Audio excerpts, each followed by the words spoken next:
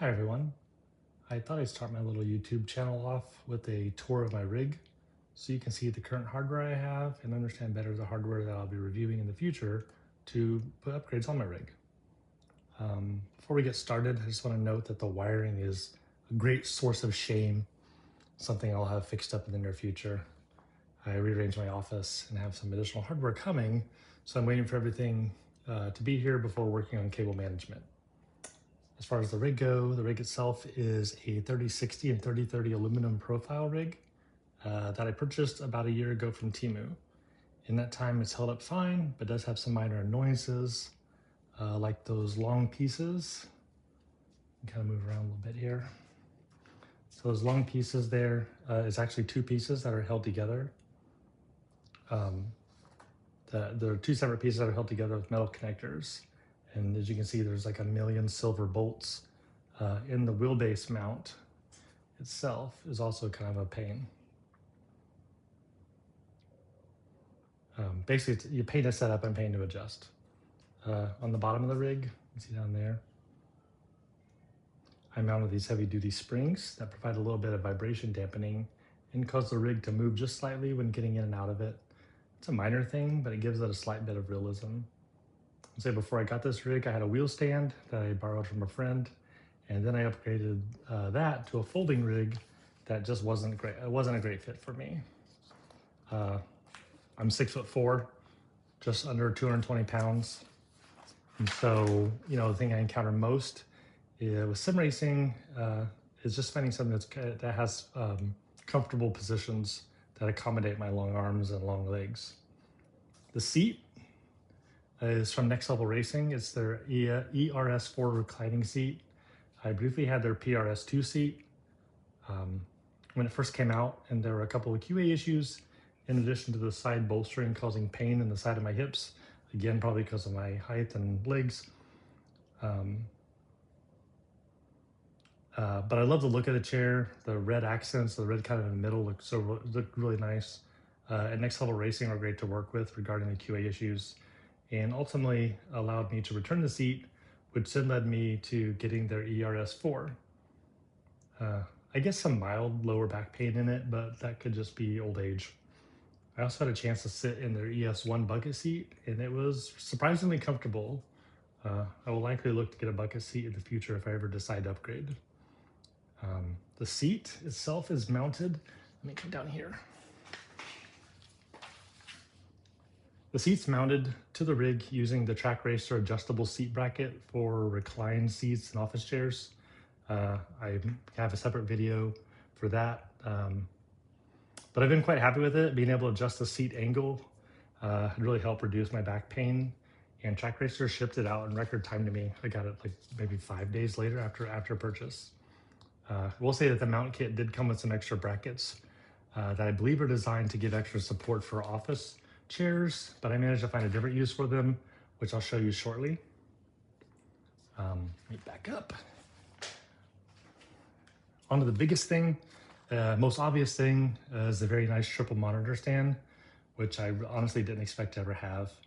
I would say at the beginning of the year, I was diagnosed with colon cancer and spent the last 6 months going through surgery and chemotherapy. And as I was wrapping all that up in mid-June, my wife suggested that I buy myself something nice just to celebrate not being dead. And that's how I got this SimLab triple monitor stand. It's also when I learned how much nicer some aluminum extrusion can be, because this anodized 4080 profile looks and feels much nicer than the 3060 pieces that came with my cheap rig. You can kind of see, this 3060 here, it's been fine, but it doesn't compare to the 4080 nicer aluminum. So while I went cheap on the rig, I'm very glad I did not do so on the monitor stand. These Vario Visa mounts are amazing for dialing in monitors and getting everything just right, which has been nice for me. When I look at it now, I see little things where I want to adjust, but overall, I'm pretty happy with how I got it. Attached to the stand are 3 Acer 32-inch 1440p monitors that I got refurbed from eBay. I would have preferred flat monitors, but the deal on these curved monitors was just too good to pass up for the refurbs, and they've been just fine. And you can see above, the center screen is the 4th monitor It's one I had laying around that I somehow managed to get set up using an extra piece of 3030 aluminum, which you can see there. An Amazon monitor arm. And then the thing that's holding that the aluminum monitor arm are attached to are those two aforementioned extra bracket pieces for the Trak Racer seat mount kit. The way this is all hooked up is my PC has a 3070 Super, so I have triples using 3 display ports. The fourth monitor is using the motherboard's onboard display port, and then my other monitor over there is a 4K OLED, mostly used for work and non-sim racing, PC gaming. And then so the way this is all hooked up, thanks to the DisplayMagician software, which has been amazing, I'm able to swap between 2 profiles that disables the screens depending on what I need. So right now it's in sim racing mode, and I've got it set up so I push Control Alt F2. It'll turn all these 4 off. It'll turn that one on. And then if I do Control Alt F1, it'll turn that off and turn these back on. So it's been really nice. Much better software that DisplayMagician is compared to the one I was trying to use before, which I don't even remember the name of. The wheelbase there, which is hard to see, is a Fanatec GT DD boost kit, so it's making it 8 Newton meters. And the wheel is the McLaren GT3 wheel. Both of those were using the QR1 hookups that I just upgraded to QR2 using a bundle from Simube that include that nice blue color wheel side. QR2, and the base side has an extended shaft, which gives me a little bit more room to work on, to have it underneath the monitor. I have videos where I review those, both the wheel side and base side QR2 hookups from Simube, and those will be out sometime soon. The pedals down there are the Fanatec CSL pedals with the load cell upgrade for the brake. A friend of mine is actually shipping me his hand-me-down Club Sport pedals, so I'm looking forward to upgrading those soon.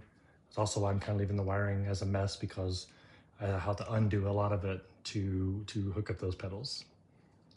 Then I wanted a round wheel, so I got this cheap random one off Amazon, and then I just mounted it to one of the new Fanatec wheel hubs that's designed for third-party wheels. It's worked great so far, and I'm excited to try it out on like a fancier third-party wheel in the future. And then it's not hooked up right now, but I have a PXN button box. It's a great little piece, hardware, and the H pattern shifter there also isn't hooked up. I got that from AliExpress. Shifter right now is kind of waiting to be installed because I just received an upgrade kit for it from Old Boy Sim Racing. That should make the shifter feel nicer and most importantly, make it quieter. I wasn't sure if I would need the kit, but about 5 minutes into using it, my wife kind of came in and was asking what was making so much noise. So easy purchase decision after that. I do plan on recording the upgrade process and reviewing the kit, so that's another upcoming video. I kind of have a couple of things here. Those gloves are just cheap mechanics gloves I picked up at a hardware store. Shoes there are just cheap water shoes from Amazon. And then of course, on the chair, I had to pick up the Logitech K400 Plus keyboard that seemingly every sim racer uses. I guess that kind of concludes the tour. Nothing too fancy. Everything was either purchased myself or was a hand-me-down item from friends. I'll link everything in the description so you know what exactly the items are that I'm talking about. When possible, I will provide an affiliate code or link. I'm not expecting to make anything off these videos, but I do. But anything I do make will go toward recouping some of the costs of all my medical bills these last 6 months. And it turns out, getting cancer isn't the cheapest thing in the world. If you stuck until this end, thank you for watching everything. Hopefully get better at video production with better audio as I go. I do have a handful of videos either already recorded or ones I will be recording soon. If you'd like to see those when they come out, I'd love to have you as a subscriber. And I just want to say I started my sim racing journey by randomly telling my racing enthusiast boss that I did some driving on a friend's super old Logitech wheel. And my boss's response was to gift me the Fanatec hardware. And that kind of kicked off this new hobby for me that I fell in love with almost immediately. I'd love to hear how you started your journey into sim racing. If you'd like to leave a comment, and if not for me, do it for the algorithm. All right, thanks again for watching, and don't let anyone stop you from having a wonderful rest of your day. Thanks. Bye.